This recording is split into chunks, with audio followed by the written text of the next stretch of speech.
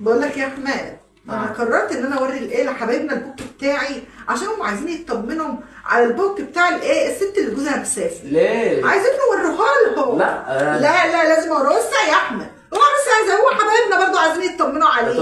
طب نوريهم برضه. هنوريها لهم وريهم في ايه، يمكن برضو واحده ولا حاجه نفسها جوزها يسافر ولا حاجه فتسافر. هي هم حرين بقى، خدهم وريهم الباك، وريهم.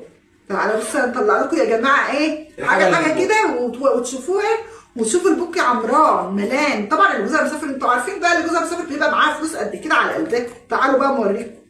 اول حاجه في البوك، تعالوا قرب كده يا مروان، تعالى.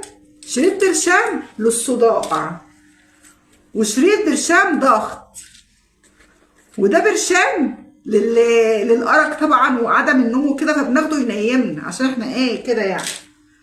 وفي 25 جنيه عمت اللي جوه البوك، وبطاقة التموين طبعا. لو في شريط برشام تاني ده برضو بتاع ايه، ده بتاع البين الحساسية ولا بتاع ايه، المهم يعني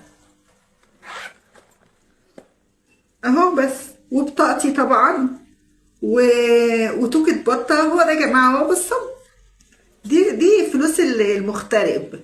ده بوكس مرات اللي جوزها مسافر ما شاء الله. فلو عايزين بقى جوزكم يسافر فيعني يا جماعه ايه، انا بشجعكم اهو. يلا اطمنتوا يا حبايبي، انا معاكم اطمنتوا. يلا اللي عايزه جوزها يسافر بقى توكل على الله كده وتسفر. يلا سلام.